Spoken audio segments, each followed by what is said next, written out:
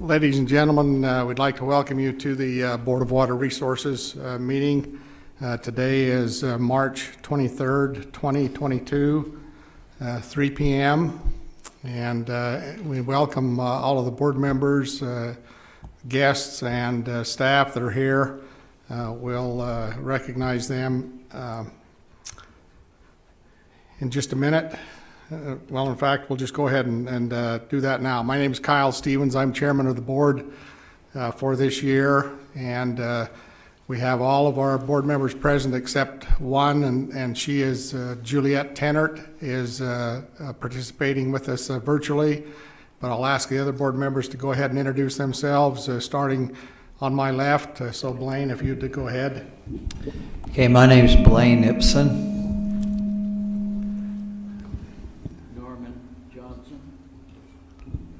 Norman Johnson.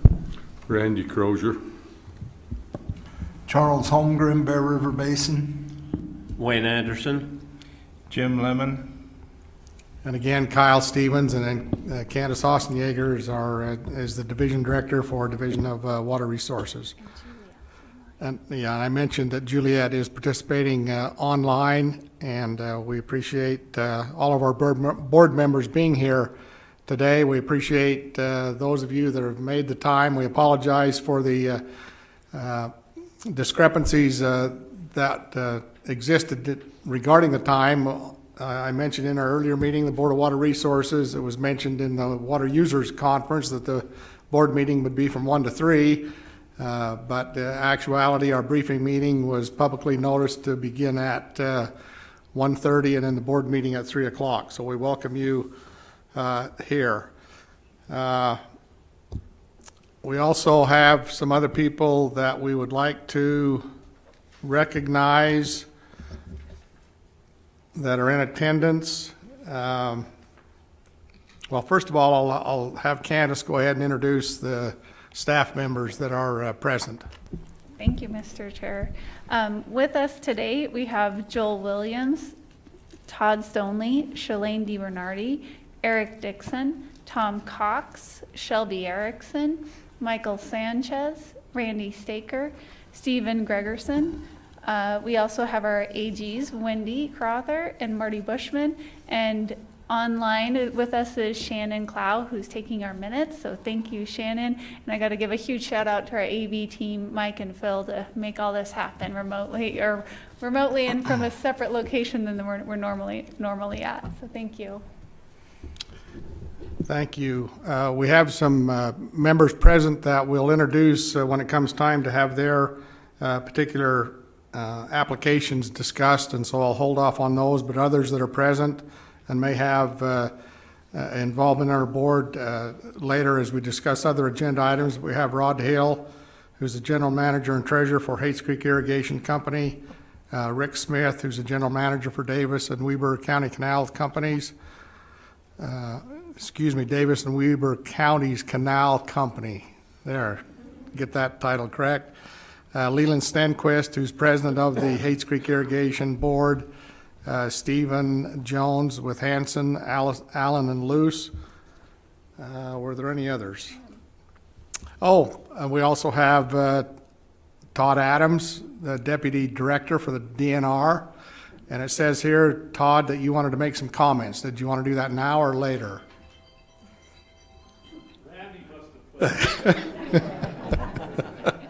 have Former director of the division, so we'd just like to give him a hard time. I reserve the right to do that at the end. I'd appreciate it if you identified which Randy. Because I had no part of this one, Todd. Thank you. Just wanted to call your attention, and not to take any thunder away from Candace and whatever she might have to say, but the division has put together, this is the 75th year, celebrating the 75th year anniversary of the Board of Water Resources and the division of, the Board of Water Resources and the division. And there'll be activities occurring throughout the year, I'm sure, to acknowledge that. But I think they made available at their booth. If you didn't have opportunity to pick it up, they may have some extra ones here. Okay, Candace indicates that there's a pile of them up here on the front if you want to pick one up, but it just goes through and talks about the accomplishments of the board and division over the past 75 years. I mentioned in the earlier meeting that I grew up in Summit County. I currently reside in Davis County, and I've often reflected back on the fact that in Summit County alone, a number of water storage projects were constructed years ago and had our ancestors and previous people involved in water at that time to have the foresight to construct those reservoir projects: Echo, Rockport, Smith and Morehouse, East Canyon, Lost Creek, then in Weber County, Pineview, Causey, Willard. Where would we be today along the northern part of the Wasatch Front without those impoundment reservoirs that were made back then? So those are some of the accomplishments of the first 75 years. We look forward to the accomplishments for the next 75 years, although a lot of us probably won't be here to experience that, but nonetheless, I appreciate the foresight of those currently involved in the water resource programs, and look forward to those accomplishments. Okay, with that, we'll go. I guess I also need to acknowledge a couple of other people that we have online with us. Dave Decker, and Dave is Provo City, excuse me, and then Jordan Clayton, who we'll have a report from here in just a minute on snow report. I'm sure there's been a lot of difference between the one he gave on yesterday morning and today, so we'll look forward to seeing what that is. And we also have Matthew Francis online, and Matthew is with You're on. AECom, working with Dave. Okay, thank you. First item on the agenda is the approval of minutes. If you've all had a chance, that we did review those briefly in the briefing meeting, made note of a couple of corrections. Are there any other corrections or items that need to be discussed for approval of the minutes? Mr. Chairman, I'd like to make a motion we approve the minutes with the changes that were noted earlier. I'll second that. Okay, it's been moved and seconded to approve the minutes with the noted changes that were discussed earlier. Any further discussion on that? Seeing none, then all those in favor say aye. Aye. Any opposed, nay. And we need to get Juliet's vote recorded as well. Juliet, how do you Aye. Thank you. That motion passes unanimously. So, okay, with that, we'll go ahead and turn time to Jordan to give us an update on the snow report.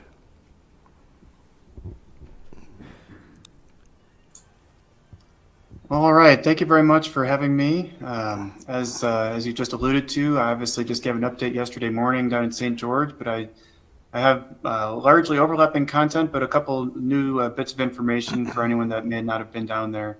Can you see my screen okay? Yes. Excellent. I'll go ahead and jump in. So this is as of last night at midnight. So this is a couple days more recent than what I showed in St. George. It's basically the same, but there are a couple of subtle changes. The same story applies. The northern portion of Utah is about 80 to 85% of normal, depending on which basin you look in. The Tooele area is a little bit lower. This, of course, is our snow water equivalent levels. This is the amount of water that's stored in our snowpack currently around the state. Most of the rest of the state is close to normal in those green categories, and you can see the individual snowtell sites have some variation, but that's largely what the picture is that we're looking at across the state. The statewide snow water equivalent number is up to 89%. That's 1% higher than what I presented yesterday morning. Obviously, this is still basically the same story. Our current conditions are shown on the black line there, and normal conditions are shown with the green line, so we're below normal for this time of year. When we consider the statewide snow water equivalent, we're currently at about 12 inches. We're really only about 0.4 of an inch higher than we were last year at this time. As I mentioned yesterday as well, there were, of course, more factors that impacted our poor runoff last year. Snowpack was only one of them, but it's disappointing that our snowpack has ended up basically the same as it was last year, right around the time of peak SWE. Projections from here forward, we have about 12 days until we typically get our peak snow water equivalent, peak SWE. Our most probable projection is the middle strand of the spaghetti there, which would suggest around another 1/2 inch of SWE added on to what we currently have, around 12.5 total, which would again leave us at about 88% of normal. That's very consistent with what I said yesterday morning. Precipitation is also trending almost exactly on the normal line. You can see the current water year is shown with the black line there relative to the normal conditions, which are the green line on the left side there. That's for the entire state of Utah. Now, of course, there's some variation regionally.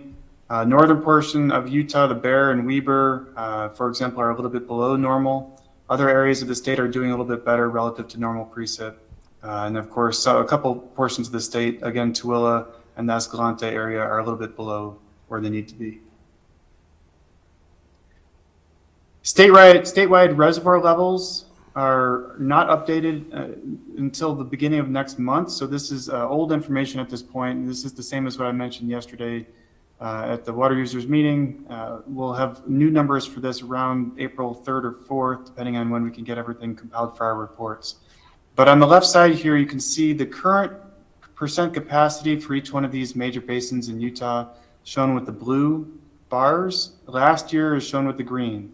And there's a few areas of the state, particularly the Price, the Upper Sevier, and the Bear that have dropped down significantly from last year. Other areas of the state are also down quite a bit, like southwestern Utah, Weber, Ogden, and a couple other areas. On the right side here shows all the major reservoirs in the state of Utah. The size of the circles is proportional to the size of the reservoir itself and how much capacity it has. And then they're colored by how full they are, with the yellow colors being half full, green and blue being 75 and 100% full, and vice versa for orange and red. You can see some of our really large reservoirs are doing well, like Strawberry. Others are hurting, like the Sevier Bridge, Yuba, Paiute, Otter Creek, Joe's Valley are all quite low. Schofield, Pine View, definitely not where we want those to be. Statewide, we're at 53% of capacity. At least we were at the beginning of March. I'm expecting that number to be just a little bit higher. We'll see when we get the new numbers. Anyway, we're at 53% of capacity as of March 1st. That's down 14% from last year. And as I mentioned yesterday, I plotted all of the percent capacity numbers going back about 5-6 years here. So you can see 2021 with the blue line. You can see 2022 with the red line, how much we are reduced from that. And from a management perspective, right now we're trending very, very closely to the 2016 reservoir levels, at least statewide. Soil moisture is very similar to the story I just gave yesterday. We're about 25% improved from last year. Things have started to dry out a little bit more in some of our headwaters areas. The Raft, Lower Sevier, Tooele areas are all a little bit down from what I presented yesterday. A couple other areas of the state, southeastern Utah, but most areas of the state are still above normal for this time of year, and that does hopefully bode well for our snowmelt runoff. We would like to see more of the water that's stored in the snowpack actually make it to our streams and reservoirs this year, because it sure didn't last year. So speaking of our forecasts, I spent a lot of time on this at the meeting yesterday. I'll really just touch on it today. Our runoff forecasts are pretty pessimistic for the April through July runoff period. You can see this is colored by percent normal. The actual runoff values are available on our website, but that'd be kind of hard to go through all of those in a meeting like this. But you can see from a percent normal, we're comparing to average conditions, that we're looking at 50 to 70% for large portions of the state. Other portions of the state closer to 70 to 90% of normal. And then a couple pockets less than 50% of normal runoff, such as the middle and lower severe. Definitely an area where we did not want to see that, where we already have a reservoir system in the severe that's been drawn down significantly. As I mentioned yesterday, we can go through this for each sub-basin in the state. We're not going to do that, but I wanted to just highlight this again real quickly. These forecast locations are shown with charts like these, and the middle value on these distributions shows the most likely outcome. So for South Willow Creek near Grantsville, the middle one there, that middle value is 1.6 thousand acre feet. That's our most probable outcome. Of course, there's a range of possible outcomes, and you can see what percent of normal those outcomes are by comparing against the x-axis, where the vertical gray line represents normal. So all of these flows are anticipated to be well below normal for this area, the Twill Valley West Desert area. And as I mentioned, you can receive all of these forecasts, all these charts on our webpage by following the link that says Streamflow Forecast and following the links below. SWASI numbers, surface water supply index numbers, are also a monthly parameter that we'll update as soon as we have new numbers at the beginning of April. The SWASIs for major basins in Utah are all quite low. Not all of them, but the majority of them are quite low, with the majority of them actually below the 25th percentile, which is not where we want to be. That, of course, is a combination of the anticipation of poor predicted runoff, and also depleted reservoir storage. So this is something to watch. This gives us, again, an assessment of how much water we anticipate to have available in these basins for the summer period, and it compares it to previous years from a management perspective that are hopefully useful. I wanted to show this chart again. This compares our SWASIs from this March 1st report to last year's March 1st report. And you can see some areas where there's been some improvement and some other areas where there's been some degradation. So for the Ogden and the Provo, for example, we have a significant degradation in our anticipated water supply. Same for the lower severe. Other areas we see improvement. Moab, for example, Virgin, for example, Western Uintas are all areas where we see likely improvement. I know Glenn talked about drought yesterday. I'm not going to get into much more than just to offer that we're still 97% of the state at D2 level drought or worse, with about 33% of the state in that extreme D3 category. So this is definitely still a prevailing condition. This map hasn't changed for several months at this point, but it'll probably start changing here soon as we start to dry out our snowpack. This is a pretty optimistic precipitation outlook for the next 6 to 10 days. I'm not going to show what Glenn showed yesterday, which is the seasonal outlook for April, May, and June, because that's too depressing. And so I'm just going to stick to the 6 to 10 day precipitation outlook, because this is what we want to see. I'm going to keep my head in the sand on that one. And then I did not present on this yesterday. I thought I would offer up to this group, however, a couple things that we are seeing at our SNOTEL sites. I've been asked about this for 5 to 10 years now, and we're at the point now where we can say with some confidence that we're seeing some impacts from a changing climate and a changing snowpack regime. And so if we highlight different elevation areas, one of the things that we are seeing for our medium elevation sites, we're seeing the length of the snowpack season shortening. The increase in percent rain versus snow is starting to show up again in our data.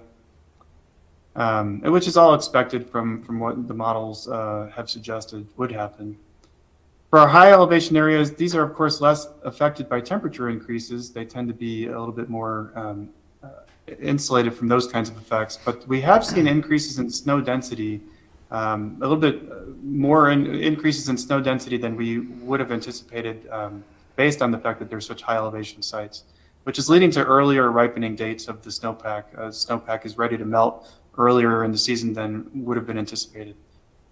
I think everyone in this call is probably aware of the increased interannual variability in our snowpack conditions. Over the last 10 to 15 years, we've seen some real extremes. 2011 and 2017, for example, really good snowpack years. Some really seriously poor snowpack years in between those good ones. And so that's been challenging our ability to dictate what an average year looks like, because we haven't seen a lot of average years.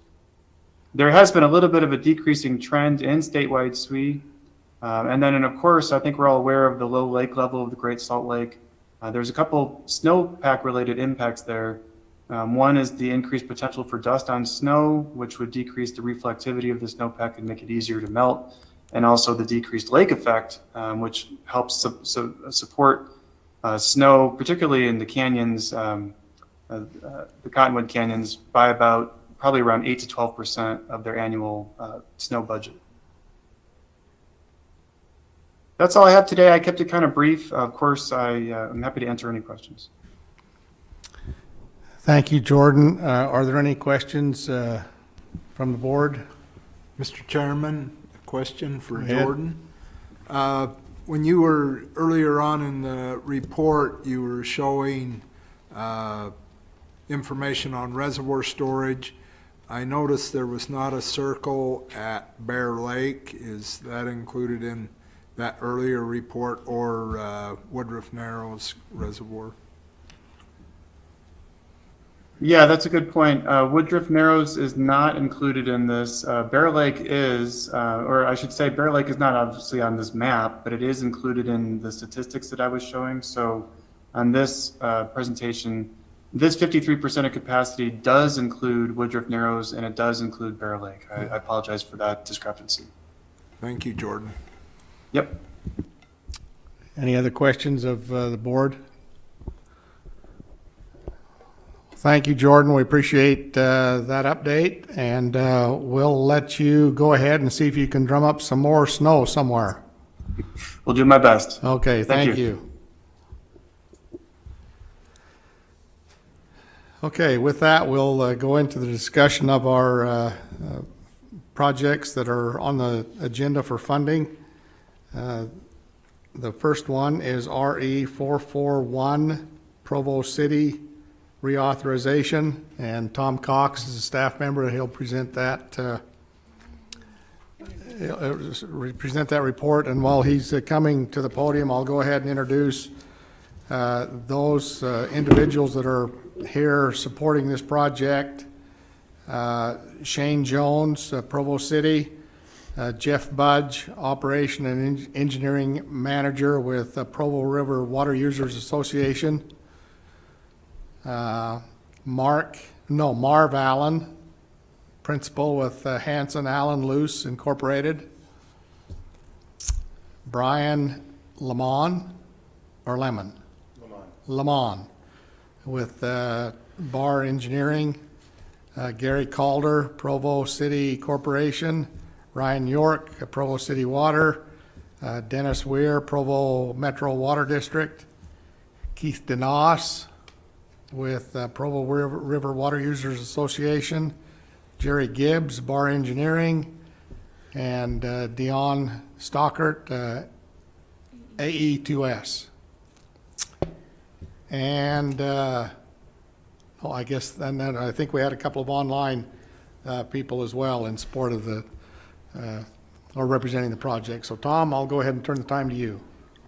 Thank you, Mr. Chairman. Mr. Chairman, members of the board, Provo City is before the board today for reauthorization of a project that was originally authorized back in October of 2020. Thank you. We have the presentation up.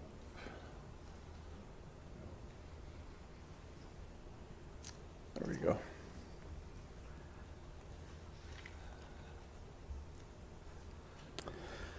Provo City has a population of over 126,000 people, and it primarily gets their culinary water from area springs and wells, and also obtains some water from the Central Utah Water Conservancy District. The population of the city continues to grow, and with that increase, even though the per capita use of the city residents has gone down, the city has still had to develop and produce more and more culinary water.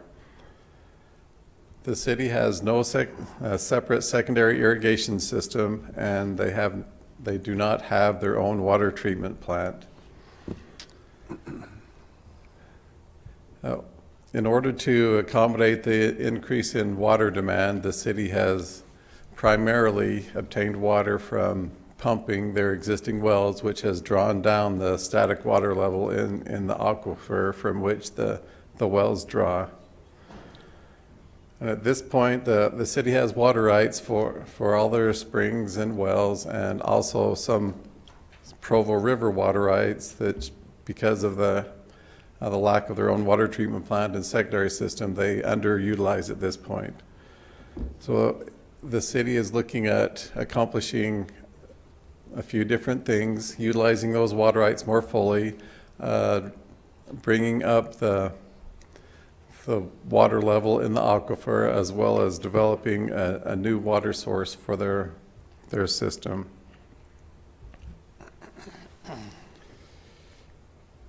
So when the project was originally authorized by the board in 2020, it was an aquifer storage and recovery project solely, which would included a pumping plant on the Provo River and a pipeline which would take the raw water from the river up to Rock Canyon. So if you look at the map, you can see the Provo River just underneath where the legend is, and the Rock Canyon is up to the right. So the city has decided to expand that scope to include a 20 million gallon per day water treatment plant, which would produce culinary water, which could be used throughout their water system. And in addition to providing water to Rock Canyon, which was their original proposal, the water treatment, or the treated water, can be used throughout their system and can be used in other ASR project areas throughout the city, including a couple direct discharge out onto the surface or some injection wells. So the proposed project would give the city a lot more options than the originally authorized project. So the project is being broken up into two different phases. If you look at the map, there's the diversion improvements on the Provo River, a short section of raw water pipeline, and there's the STAR, which would be the water treatment plant, and some culinary water pipeline. And then in the middle, there's a triangle, which would be a booster pump station replacement and additional culinary water lines up to the canyon. There are a couple points where the water can be discharged out to recharge the aquifer. And also there's an existing water tank up there. They're going to run the pipeline extension to provide additional water to that water tank. So phase one will include the diversion improvements, the raw water pipeline, and the ASR parts of the project, which is from the booster pump station up to the canyon. The improvements to the diversion structure is ongoing, and it's anticipated that the other projects in phase one will be going under construction starting this summer. Phase two, which will be the water treatment plant and the water pipeline associated with that, will be in phase two, which will start in 2023 and take a couple of years to accomplish.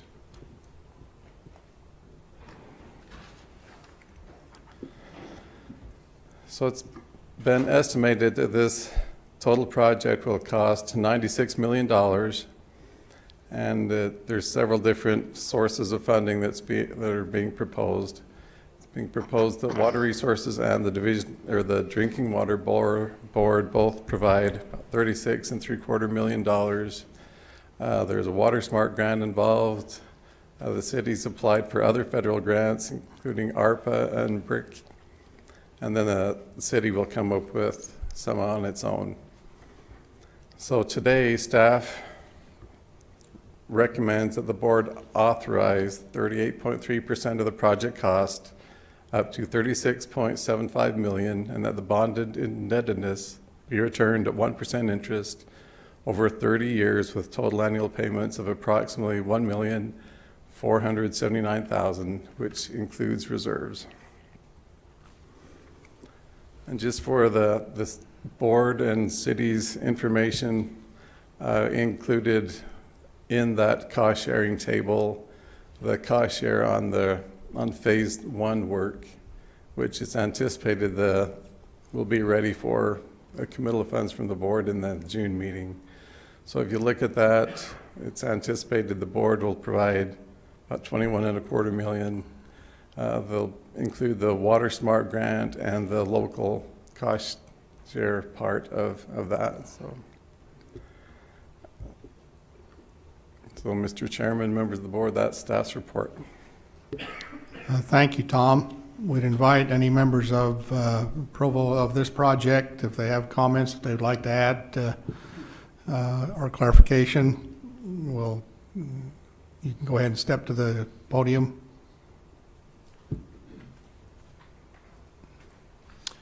I think Dave Decker, our director, who's joining virtually, may want to make a few comments, if that's okay, Mr. Chairman. Okay. Dave, are you there? Hey, can you hear me okay? Yes, go ahead. Thank you so much, and I apologize for not being there in person today. I guess the comment that I would make is somebody had to stay and keep the shop running, and I guess I drew the short straw today, so I apologize for not being there in person. I just want to express my appreciation to the board in considering this request. It's a very significant project for Provo City in developing water well into the future. One of the primary reasons that we are looking at this treatment plant and the associated ASR projects is particularly focusing on groundwater, and we've particularly relied on some expertise in groundwater, and particularly looking at the connection between surface water and groundwater and keeping water conditions healthy. And I think I'm not going to take a lot of time today to explain that connection, but I would encourage board members that may have some questions about ASR in general to review recent USGS reports and long-term forecasts about groundwater and the importance that we see about groundwater. We also see that in some of the adjacent states, particularly in Arizona and Southern California, who probably close to 20 years ago had started focusing on groundwater and developing groundwater sources and ASR projects. And I look at this project as one of the most significant projects moving forward, particularly in Utah County. And it should be noted that the groundwater is not respecting city boundaries. We anticipate that many surrounding cities and the county area around Provo will benefit from ASR and helping protect the groundwater situation in Utah County. And we also anticipate surface water will also see a benefit, Utah Lake in particular, but in the Jordan River, there's connections between many studies between groundwater and surface water. So I think just with that short statement, I'd be happy to answer any questions about the project, but we anticipate that this will be a very significant step for Provo and appreciate your consideration. Thank you. Thank you, Dave. Appreciate that. So we'll turn to the board then. Any questions regarding this project from members of the board? Mr. Chairman, Go ahead. under Provo City's ASR, I see that it's surface infiltration, but you also discuss some injection. The Provo River water would have to be an infiltration area and not an injection because of the quality of water? Or can it be injected? It will be treated water, so it would be quality that it could be injected. Okay. They would need, different agreements with the Division of Drinking Water in order to do that. If you can you can dump water out on the surface without really much regulation, but when it comes to injection or actually removing the water, there are other requirements that need to be taken care of and approvals from drinking water that the city will have to obtain. Thank you for that. Another question, if I may. The ARPA funds you're using, were they funds that the city got wholly from ARPA, or are you getting additional funds from the county or the state or other institutions to make up that amount?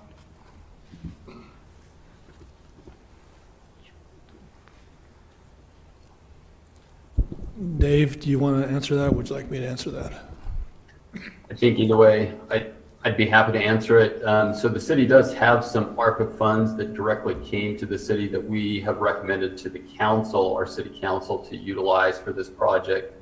That is the recommendation, and moving forward in the budget that will be approved in June, we're hoping that the city council will follow that recommendation, and we do anticipate that will be the case. We have made applications for other ARPA funds through Utah County primarily, and I believe Tom mentioned several other federal grants that we are still waiting for a response. Thank you. Any other questions from the board? We have traditionally at this point gone to Randy Staker. Is Randy here? Or maybe someone else is taking that role of, are there any public comments relative to this project? There were no online public comments. You filled in for Randy admirably. Okay, with that, we're ready to entertain a motion. Okay. I move that the board authorize 38.3% of the project cost, up to $36,750,000, and that the bonded indebtedness be returned at 1% interest over 30 years, with total annual payments of approximately $1,479,000, including reserves. Second. Okay, there's a motion and a second. Any further discussion? Yeah, Randy Crozier seconded. Okay, I'll call for a question on the motion then. All those in favor say aye. Aye. Aye. Duly noted that Juliet voted aye, voting virtually. So all voted in favor. Motion carries. Provo City, good luck in moving forward with your project, and look forward to seeing what your results are. Thank you. Thank you. We appreciate it.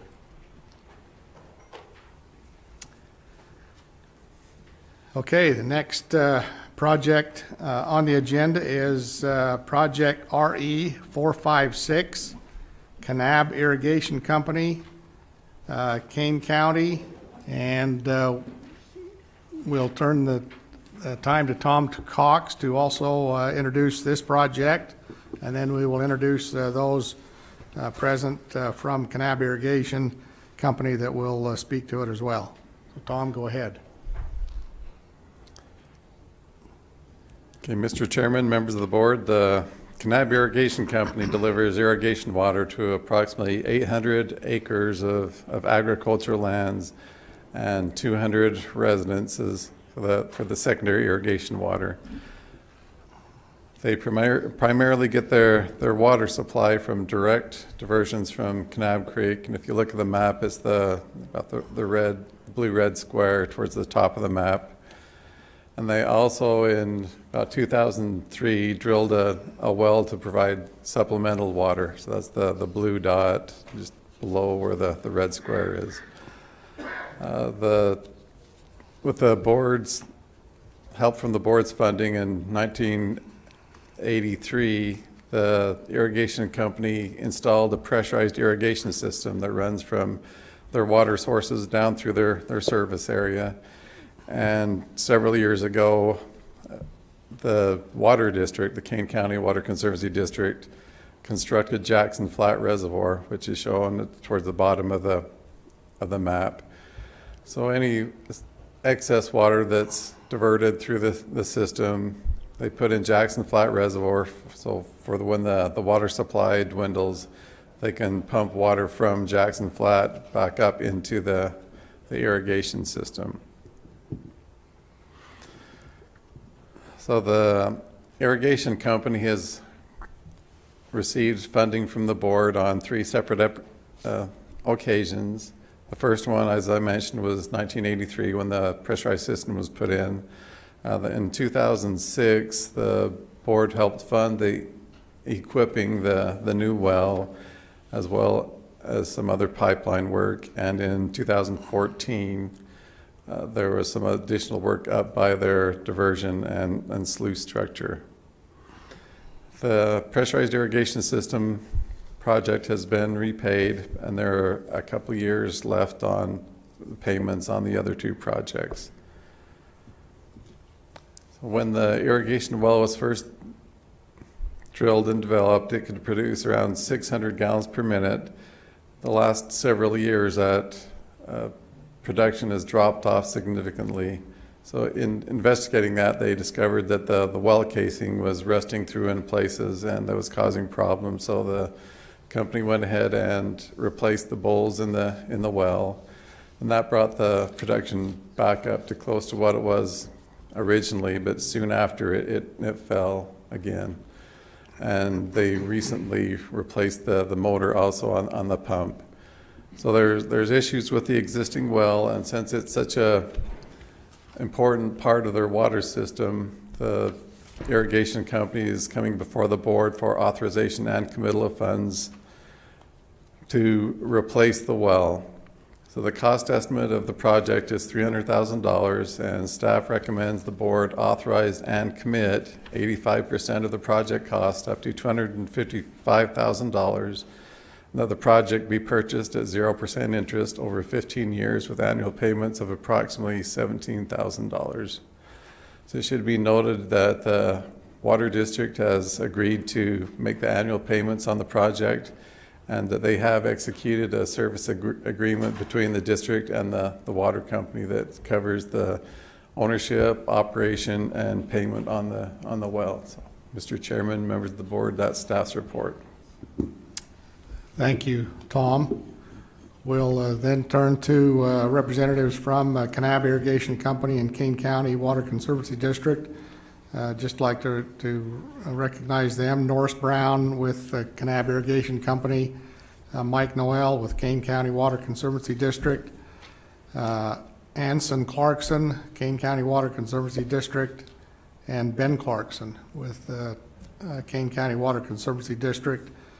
And then Dirk Clayson with Kane County Water Conservancy, but also here for secondary meter issues. Is that correct?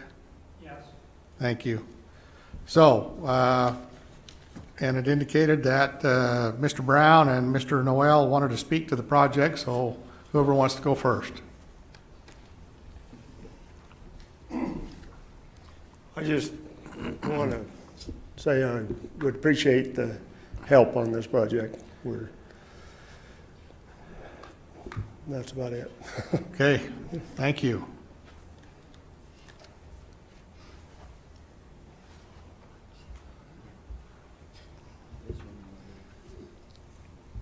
Ditto? No, I'll say a couple words. Over the course of the last 20-plus years, the Kane County Water Conservancy District has worked very closely with the irrigation company to build out their system, completely help them with the Jackson Flat Reservoir, and that's been a great asset to the district. I think in the last 3 years, last 4 years, we've been able to have almost 100% supply of water. We're full as of like a month ago, which is pretty early for filling. It's better than last year. And it's like a month and a half earlier than last year and about 2 weeks earlier than the year before. So we've done pretty well. That well, we run that well to actually help us fill the reservoir. So that amount of water is really important to us. And the reason this also helps the water district, even though we don't have any service connections, we actually have shares for 9% of the water that's there. We presently lease those out to individual farmers, but we continue to help add all of those supplementary connections that people have at their homes. That reduces the necessity for the city to provide water, culinary water, and allows us to extend our culinary water. Our growth has really skyrocketed in the last 3 years. I took over as general manager 27 years ago. We had no service connections. This doesn't seem a lot to people like Provo City, but we have almost 4,000 connections now, which is a lot. They're all in the rural areas, and we've taken over a lot of systems that people have asked us to do. We've always had them vote. But this one is a big one for us because of the limitations of water in the Navajo sandstone aquifer and also in the Lambs Point tongue. So if we can pick up that surface water with this well that's below their point of diversion, add another 600-700 gallons per minute to the reservoir, it'd be very helpful. Thank you, Mike. While you're there, I have a question. Where it states in here that the district, Conservancy District has agreed to make the payment for the loan, and indicates that a service agreement will be executed. Has that been done, or? Yes, we have that, yep. Okay. It's signed. Yes, sir. Okay. Okay, we have that. We also have an attorney's opinion. We've updated our water plan. I think we're all in compliance with everything we need to do for this loan. Okay, thank you. We'll turn to the board then and ask if there are any questions. Mr. Chairman, I just had one question. Go ahead. I just wondered what the diameter of the well and the depth is that you anticipate drilling. I thought it was 12 and a couple 100 feet deep. I would just encourage you, if drill as large a diameter as you can, because it'll give you a much better long-term service while you're at it. So. Yeah, we're trying to move it closer. It's a replacement well, so we're Right. closer to the creek. The bottom's kind of like this. So Sure. It's down here, gravel. Yeah. So the closer we can get, the better off we are. It dries up from here into here. So that might be part of our water problem. But the closer we get, and then there's another canyon there where we have, it's another canyon there where we have water coming in from Trail Canyon that's been going down. We're going to pick that up. And we've also got some leaks in our dam, under the dam. This is a real old diversion. The cost to repair that's in the millions of dollars, so we think we can pick up some of that water too. So that's the plan, Randy. Well, just encourage you to go 12 or larger because of the volume you're trying to get out of, and I assume your Navajo's pretty tight. Yeah. Well, this is in the alluvium here. So you're the Navajo's up, yeah. Okay. I'm so an you old are well into driller the too. gravels and I farm. whatnot that you're picking up out of. Yep. We've done it a lot, so but I appreciate that, your input. That's exactly what we're going to do. For long term, you'll just have a better circumstance. Any other questions from the board? Randy, your opportunity are there any public comments? No, there were no comments. Thank you. Then we're at the point in time for a motion. All right. I would move that the board authorize and commit 85% of the project cost up to $255,000, and that the project be purchased at 0% interest over 15 years with annual payments of approximately $17,000. Okay, there's a motion. Is there a second? Second. Seconded by Wayne Anderson. I'll call for the question. All those in favor say aye. Aye. Aye. Will be noted that Juliet voted aye as well. That passed unanimously. So Kane County, good luck, and look forward to a favorable result.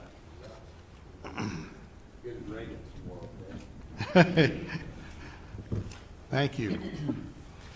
Okay, next item on the agenda is an update to the secondary meter funding rules. We recognize that there are a number of you here interested in this discussion. I'll just say from the outset, this is a heavy lift for everyone involved, not only you as secondary water providers, but for the division and others involved in this particular project, because the money is being made available to address this particular issue. And so I'll just say that from the outset, that this is going to take a lot of cooperation and understanding and a heavy lift on the part of all parties involved. So with that, Joel, I'll let you go ahead and lead out with the discussion, and we'll go from there. Thank you. I wanted to start out probably with the reminder that Marty Bushman from the AG's office gave during the briefing meeting, that much of what we're discussing is the House Bill 242, which passed and has now been signed by the governor and is law, and there's no changes that can be made to that at this point. That is the statute that will govern how we proceed with these secondary meters. As we reviewed that, we tried to see, are there areas that we need to make rules to be able to implement this grant program? One of the first ones we noticed was the section that mentioned the educational component of the billing statement that secondary providers would send out, and it said that as adopted by rule by the division. And so we realized that's one of the areas we do need to clarify in rule of what that secondary or the educational component of the billing statement, what that could entail. So that's what the proposed change to the secondary rules is, and we've got that as part of the board folder, which is available for the board and for those online. And we recommend adding some specifics, including that so there's 3 ways. They could have a monthly statement that they send out, or they could have an online, I'll try to read the exact wording, a internet portal that provides information more frequently than monthly, or they could bill according to the water usage. So a secondary provider would have 3 options, but all 3 of those would need to include what the bill calls an educational component.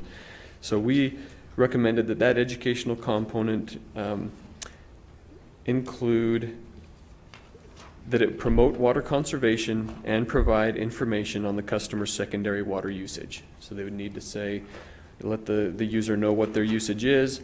And then we also included several recommendations that they could also consider, that it may include water use comparisons with previous months, comparisons with other customers' water on similar sized lots, recommend water use for lot size, comparisons between actual use and recommended use, and suggestions for reducing secondary water use.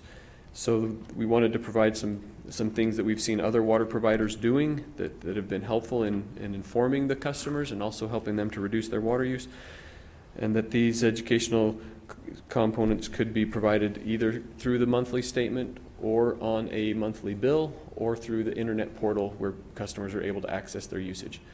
And so that's the purpose of this rule, was just to establish what are we looking for in that educational component, and that we hope will allow us to proceed with getting these grants out the door.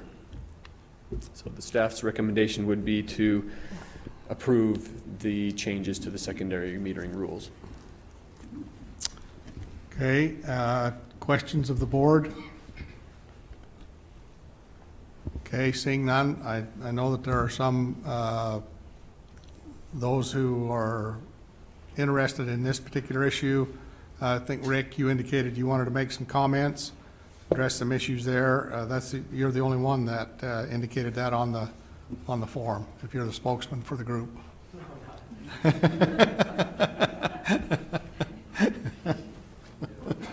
I will clarify, I'm not the spokesperson.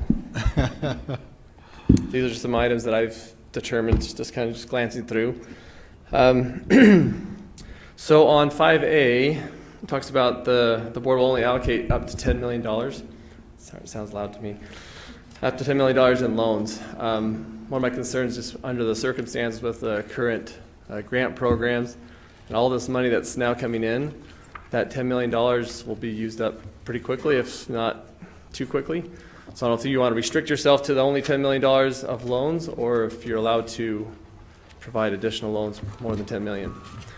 If you only had 3 or 4 of us, if we take the full $10 million cap, each of us would need over $3 million roughly. And so after 3 or 4 people, that $10 million's gone. So just some input on that one. Well, let me just, I think we did discuss that in the earlier meeting too, but that is in statute, is that correct? The $10 million cap? Or if there's additional funding, I think, but these are loans. Oh, loans. Yeah, if I could comment on that, Mr. Chair. Okay. That was referring to a previous part of the statute that allowed the board to do loans for up to $10 million. The interesting thing there was the board already had that authority. Secondary meters falls within your conservation and development fund, and so you were already allowed to do that, and you can do more than that based on what you're allowed to do with the C&D fund. So you can go above and beyond the 10 million. Okay. The verbiage just says we'll allocate up to $10 million in loans annually. So that's why I feel like that's a cap. So 5G, sorry. Talks about the applicant will be required to mandate that all new developments within their service area install secondary water meters. First of all, I believe that's already a state law, so I'm not sure if that should be in this rule. Secondly, we are a private entity, so we cannot mandate. So that's where we've already required secondary meters for years, but again, we can't mandate that requirement. 5H is kind of where there's some components. It's actually on the last of the bottom part of the rules, number 5. So 5H, small IV. The applicant will be required to report to the Division of Water Rights annual water usage, which again, we've been doing that the last couple of years already, and savings data gathered through the new metered secondary water systems. For me, that's kind of the catch, the savings data gathered. We'll collect data and information, but right now there's not even a baseline. So how do we determine what we've actually saved? And currently, most of our systems already have partial metering, so then how do I tie that back to the new metering grant projects and the total savings? So again, it's just, there's a lot of data and there will be a lot more data, and over time, well, I think we'll see an overall savings, but it's hard to define that based on this. And then lastly, I just want to clarify, for those of us who have installed secondary meters to date, we spent probably close to $1.8 million already. Can I get some clarification? There's kind of 2 different ways of how we could get reimbursed for some of that. I know in the legislation it talks about prior to 22. Also, does that impact our cap of 10 million? Is it above and beyond, or is that part of that $10 million reimbursement and grant? So, thank you. Okay, those are all very good questions. Stay there. We'll have some opportunity to address that. So I want to go back to the first question again regarding the $10 million cap. Is there some verbiage that could be made, because this is proposed rule, correct? That is part of the existing rule. That's part of the But I would say existing- this is superseded by the statute that governs the board's C&D fund, which allows them, that is a loud microphone, allows them to, the C&D fund can be used to do secondary meters. So I would say the statute governs, you can exceed the 10 million is what it. Can I add something? Sorry. I just wanted to add, that goes back to, as they're saying, the original, when this secondary meter law was started years back. Okay. And the board adopted a guideline to provide money for secondary meters at 1%. So you adopted a new guideline as part of your C&D fund guidelines regarding secondary meters, that you could provide up to $10 million a year, 1% with a repayment term of 5 years less than the warranty on the meters. At that time, when the law was written, we came to you and said, do you want to be limited to 10 million? And the board said, no. If we've got funds and we want to fund secondary water meters, we'll do as much as we can. So the board has already said, as far as loan funds for secondary meters, you'll fund whatever's available. So that specific question is just the loan funds. And as far as our board is concerned, while in the law, it says that the board will, can, I don't know the exact. The new rule though says up to 10 million, that's why it's. Right, That's conflicting.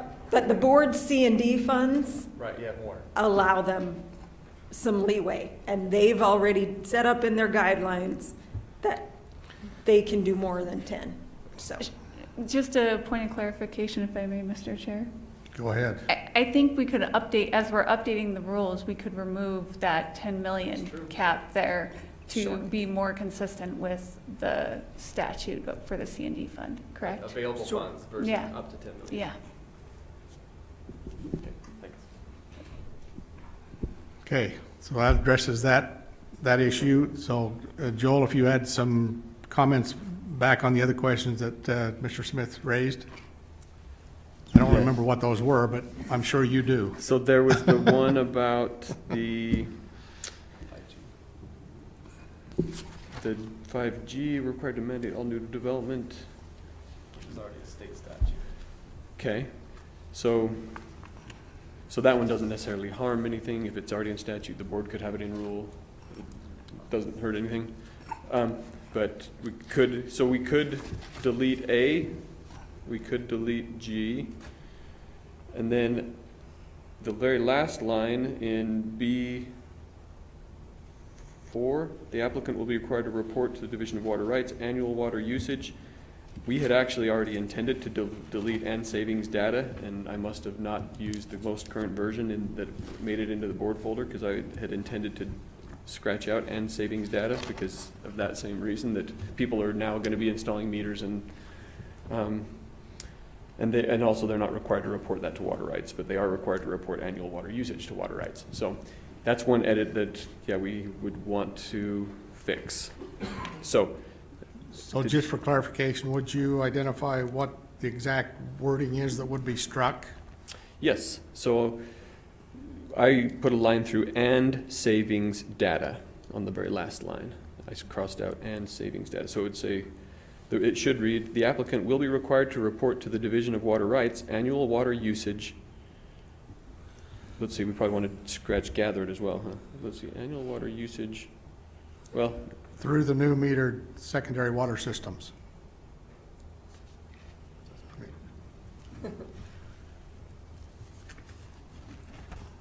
I guess, or follow Blaine's suggestion there of leaving data there, and they say water usage data gathered through the new metered secondary water system. So maybe we are only scratching the two words and savings.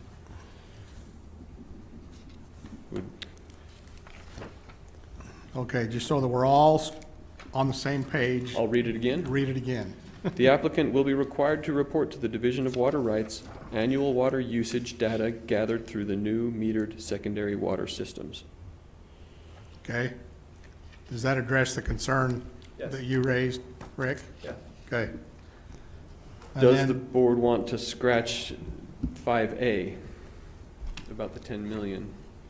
Chair, if I may, I did like how it was discussed of potentially having the board will allocate loans annually at an interest rate of 1% to entities to fund the installation of secondary meters as funds are available, or something along that lines, because it does provide us with the guidance as the 1%. So I don't know if I want to scratch that, but what are your thoughts, Joel? So just eliminate the up to 10 million. The board will allocate loans annually at an interest rate of 1%. Does that That would cover it? work. As funds are available or not? Yeah, as funds are available, because if we don't have funds, we shouldn't be committing ourselves. Okay, I'll read that as I understand it. The board will allocate, and then I'm crossing out up to 10 million in, so that it would read, the board will allocate loans annually at an interest rate of 1% to entities to fund the installation of secondary meters as funds are available.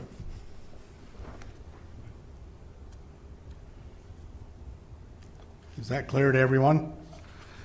Okay, and then you suggested another, In 5G, where it says the applicant will be required to mandate that all new developments within their service area install secondary water meters. As Mr. Smith pointed out, that is already current law, so it doesn't necessarily, it's not, the board can have it in their rules as well, but it is maybe redundant. I don't know if it needs to be removed, but it could be. So I think the current legislation says the secondary water provider is required to install new meters and connections, you know? Versus, we can't mandate because we're a private entity. So that's kind of the nuances of mandating that, again, we require secondary meters on all new construction since 2015, I think, so.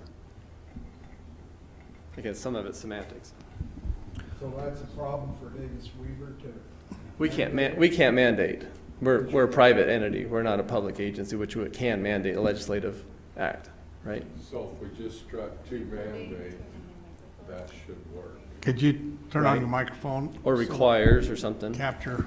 Which again, state law already requires that all new construction has meters, so I don't know if it's. So I guess what I'm asking is if it read, the applicant will be required that all new developments within their service area install secondary meters and just drop to mandate out. Right.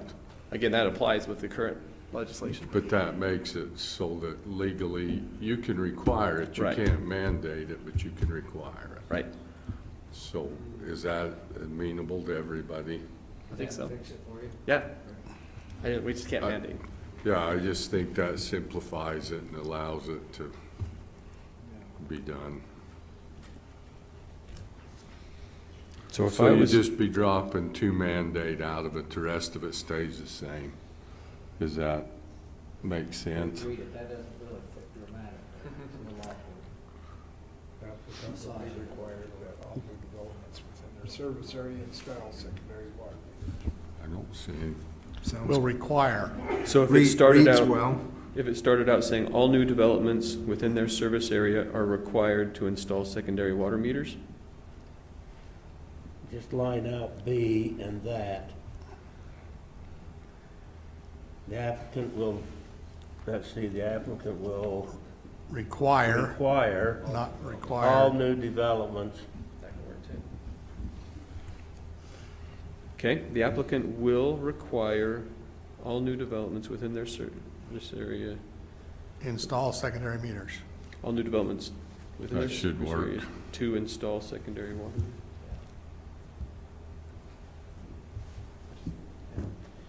Which is applicable in code.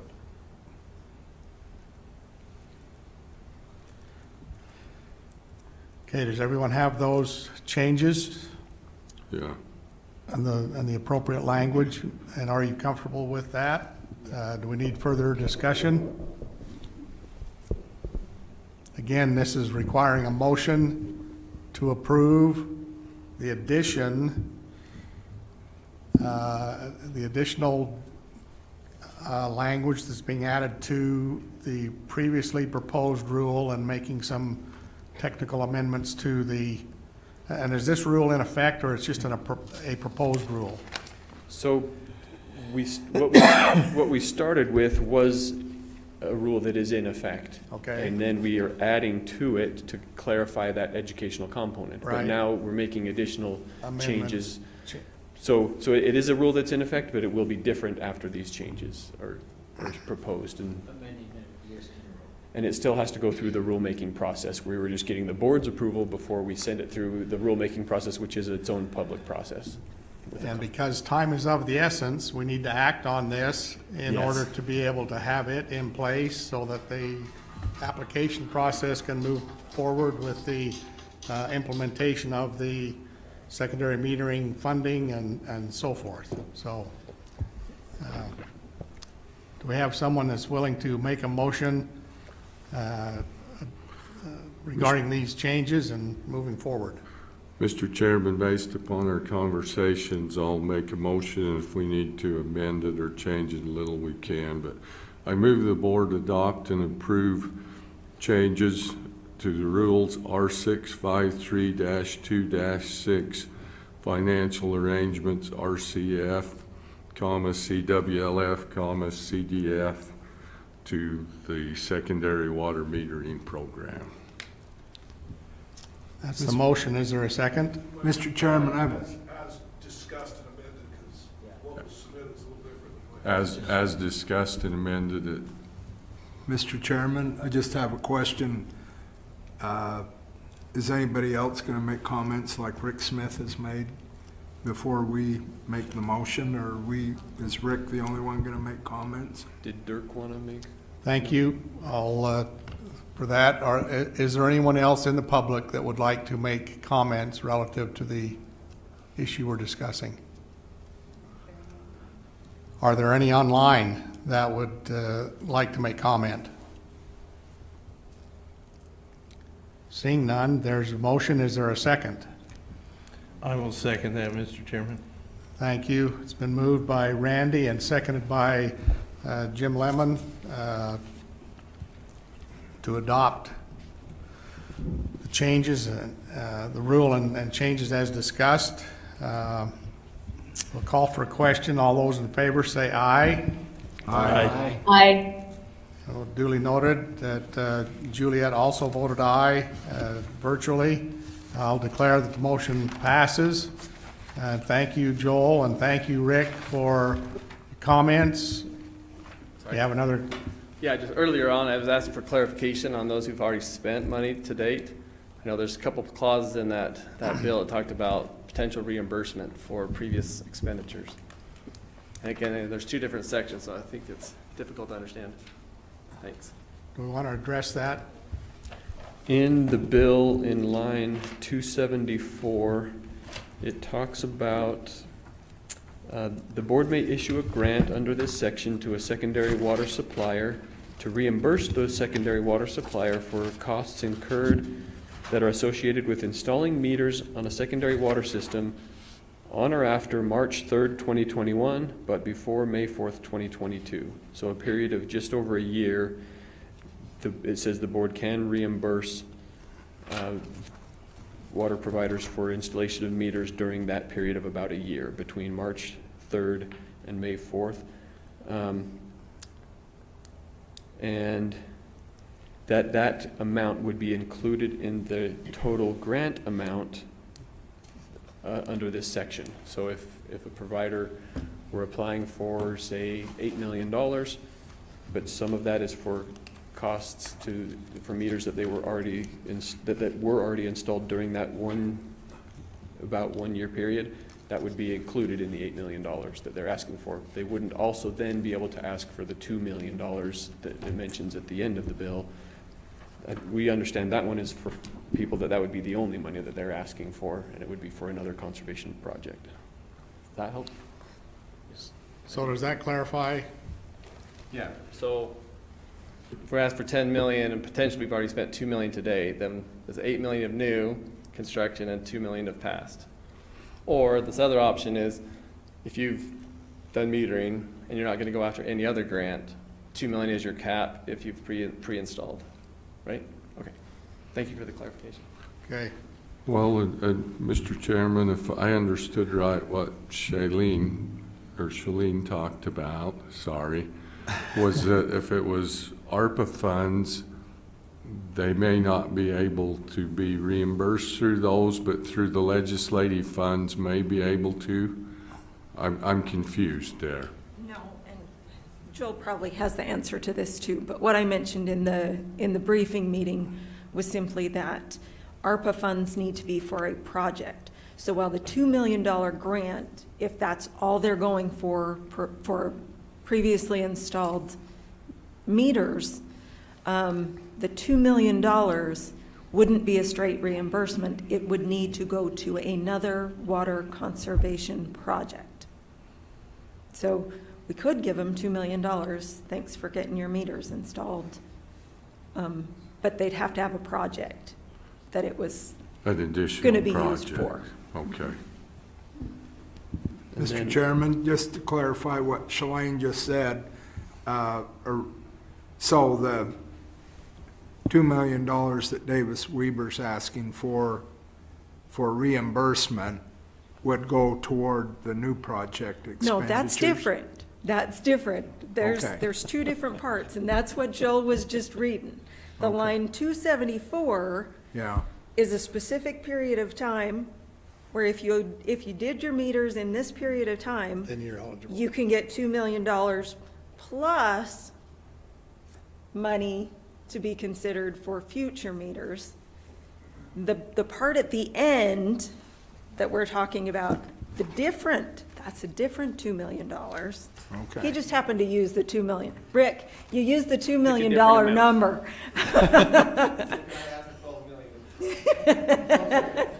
12 million? I don't think so. I think you're still capped at the 10. No, the $2 million that it's listed in the end of the bill is purely for people who are not asking for grant funds to install new meters.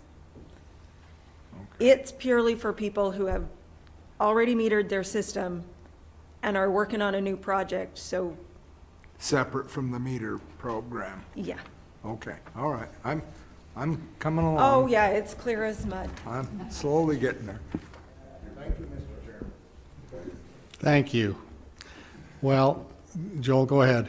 And to add to what Shalane was saying, I think it may still work because that window of time started March 3rd, 2021. And that was that when we got the first 50 million, Todd? Yeah.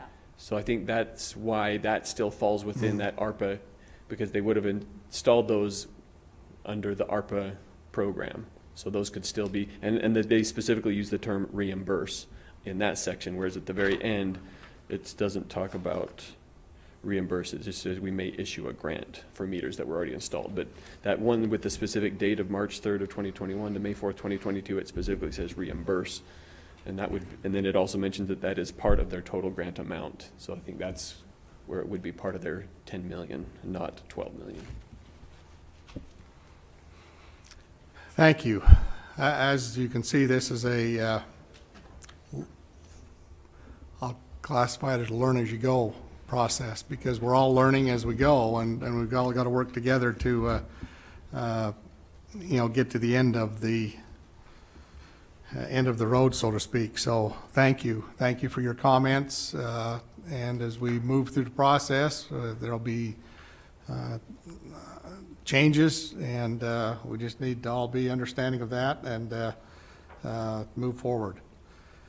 Okay, thank you. Next item on the agenda is water conservation plans, review process, and compliance update.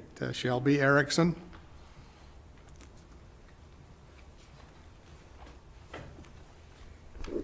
Good afternoon. All right, so you'll see in your board packet, there is a little bit of an outline, and I'll add some more information to this. So water conservation plans are required to be updated every 5 years, and they are required from water systems with more than 500 culinary water connections and water conservancy districts. And SB 89 was in this year's legislative session, and it proposed some changes, and that was actually just signed off on by Governor Cox on this Monday the 21st. So some modifications have been made to SB 89, and I'll just highlight a few of those. So previously, the Water Conservation Plan Act required a water use reduction goal and implementation plan. And these changes now give like 3 different options for a water reduction goal. So the first one is that the water provider adopts the regional water conservation goal. The second one is that they adopt a more aggressive goal, resulting in more water savings than the regional goal. And the third is if they're unable to meet the regional water conservation goal, to provide a different goal and justification for why they're unable to reach that. It also made some modifications about adopting of plans, amending, submitting, as well as some technical changes. So just some background on water conservation plans. We currently ask for drafts of these plans by July 15th, so we have adequate time to review those and ensure they're in compliance before they are passed. And finalized plans are due by December 31st of each year. We review those drafts to ensure they're in compliance with the Water Conservation Plan Act, and then we also make recommendations on how those plans can be improved. And then just on some notification letters, we send out notification letters in November, the year before those plans are due. So a full 13 months before those finalized plans will be due. And then we also send reminder letters, and after that July draft date that we ask for those, we send another letter letting them know that we still have not received a draft and we'd like to review that before the final plans are due. Just a side note, I'm at the Rural Water Conference in February in early March, and talk with those systems, make sure they have the materials they need. And then just an update on water conservation plans for 2021. We had 39 plans on our list, and right now we have 6 who have not submitted drafts. One, we just got an update that it is on the way. 5 are still in progress, meaning that we've received drafts, they've received feedback, but they're either waiting adoption or their final documents from the public meeting. And we now have water conservation plans on our website. All of them can be found at conservewater.utah.gov. They have their own page that's separated by first letter. And we will have our non-compliance list posted on the website soon for the year 2021. Do you have any questions? Thank you, Shelby. Are there any questions from board members? All right, thank you for your time. Thank you. Okay, the next item on our agenda is Lake Powell Pipeline Report. Eric Dixon will ask you to come forward and give that to us. Thank you, Mr. Chairman and members of the board. I'm glad to have the opportunity to give you an update on Lake Powell Pipeline. If you could start, we got a slide presentation on that with a few slides. You've got the information in the packets that were sent to you, so I'm just going to kind of go down through that list.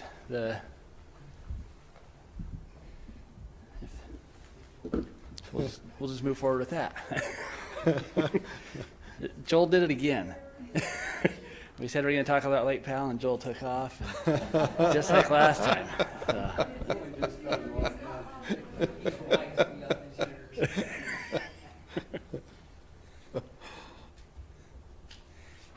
And if we can't get it, he's leaving you high and dry, Eric.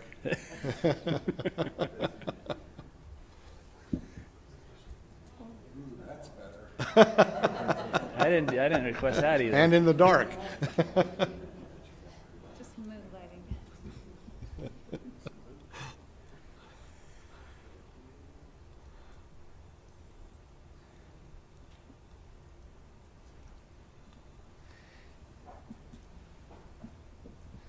All right, thank you very much. So it's kind of going to be pretty similar to what you've heard before. Things are just moving slow and steady, so a lot of this, like I said, a lot of review. So the Bureau of Reclamation, they're still working on the supplemental draft environmental impact statement. There's a whole bunch of items going on with that, so they're just moving forward. As we talked about last time, the last few times, you know, the drought's taken a lot of these agencies and authorities' time, so, but things are just moving forward still, so it's going, but just kind of in the background a little with them with the other things that they're working on. We're doing a Colorado River modeling and evaluation. That's just getting updated, and that's part of what the Colorado River is already doing, and so we're making sure that, you know, we're implementing and then looking at what the Lake Powell Pipeline does with those models. There's a couple federal administration changes we're just keeping our eyes on: the waters of the United States and the Grand Staircase Escalante National Monument boundaries. We got people just watching that and making sure as those items come out that we'll look at that, see if that impacts anything with what we're doing with Lake Powell Pipeline. Continued efforts on public education outreach, constantly ongoing. You know, water's been big in legislation with everything, but even with that, the team that we have is keeping information out there related to Lake Powell and just keeping the public updated on what we're doing. On the water rights change application, we're still waiting for the state engineer's decision, so as soon as there is an update on that, we will be happy to tell you about what the updates are. And then ongoing coordination with the basin states. Marty's kind of heading that up, but with just coordination with them to make sure that we're addressing the issues and the concerns that they had in the letter from the draft environmental impact statement. So that work moves forward too. And then there's additional permitting. They've been in process for a long time, and we're kind of been doing some studies in the last fall, and we've got some things that'll be finalizing this spring with some things with the biological season for the evaluations. But those include the Bureau of Reclamation Section 14 agreement with the states. BLM is working on the Historic Properties Treatment Plan, Army Corps of Engineers 404 permits, and the Utah 401 certification. Those are, as we get closer to the final, getting to the end of the design and going on those will be finalized. And then the Fish and Wildlife Service biological opinion. So those are the ones that are either close to completion or need to wait a little longer till we're farther along in the design.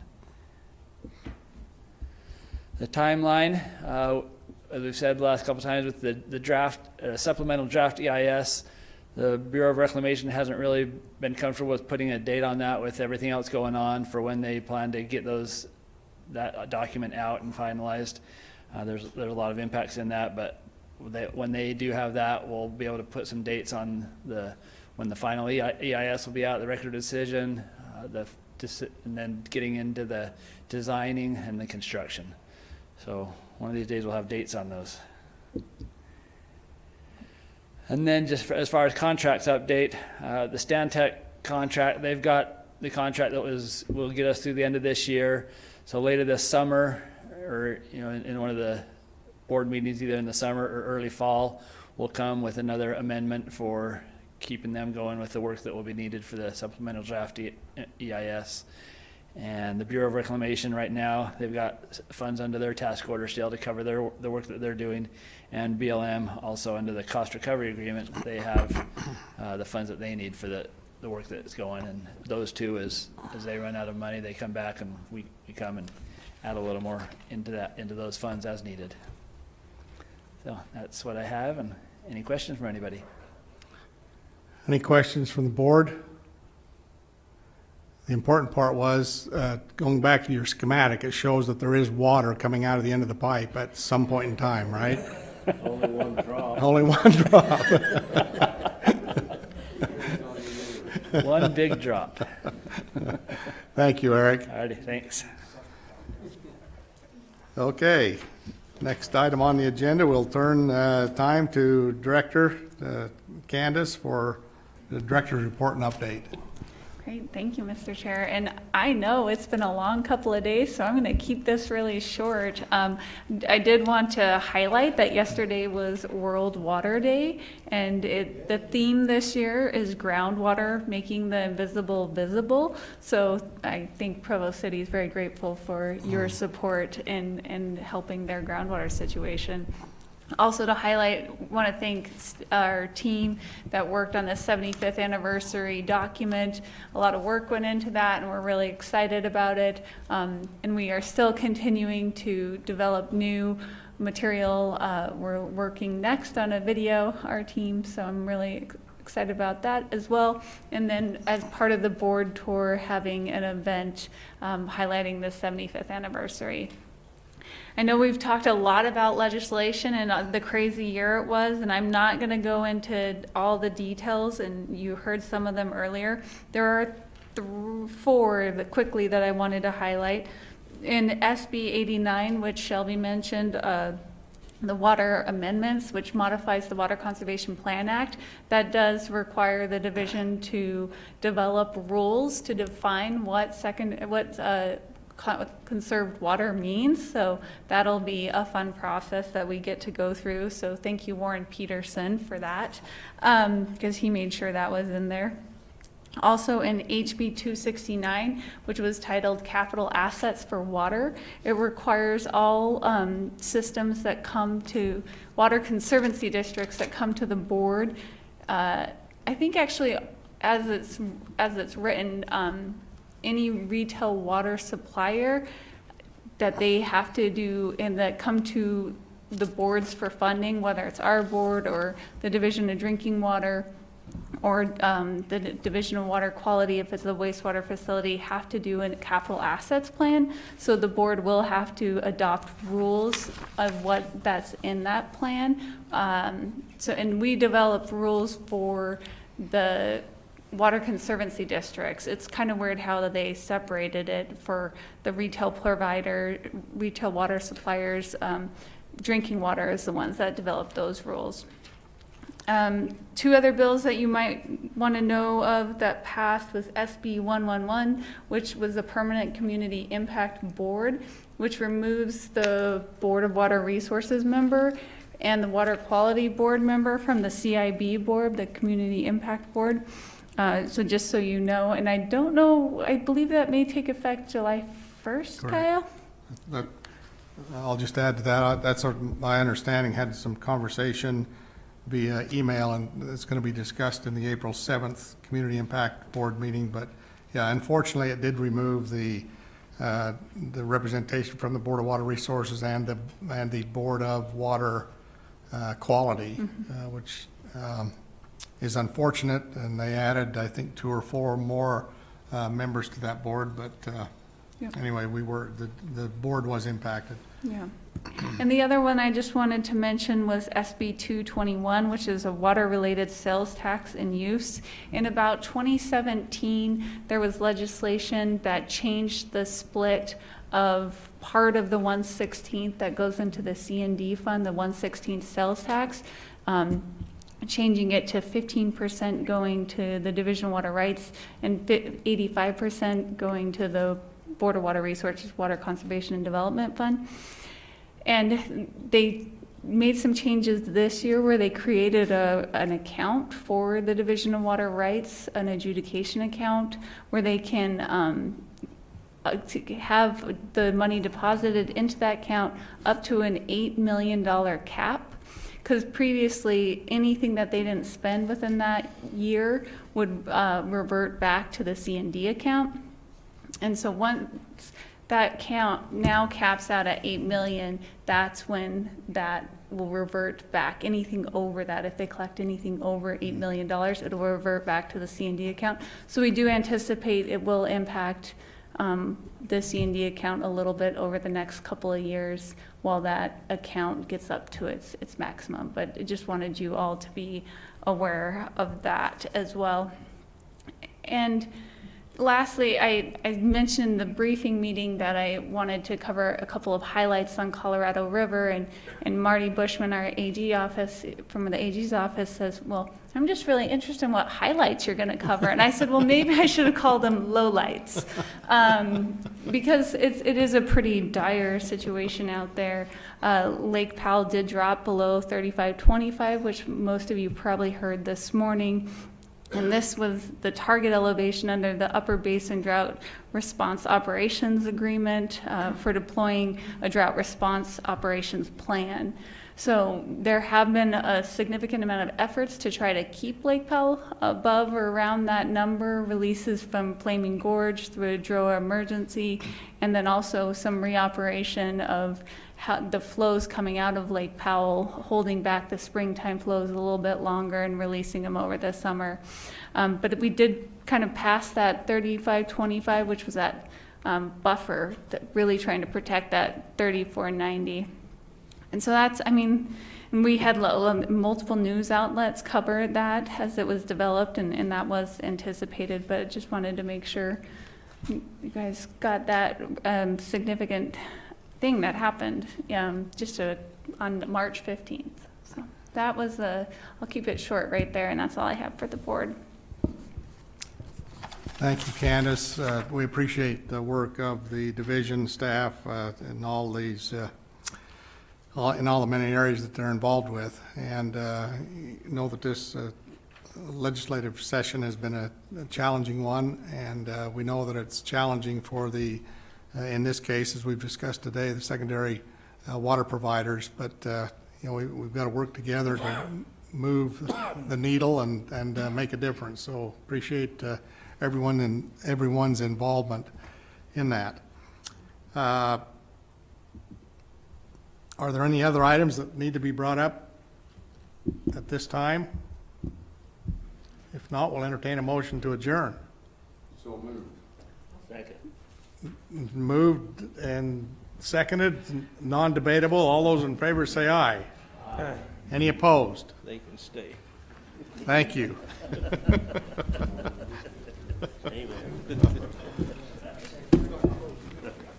And I forgot to use the gavel again, so we're adjourned.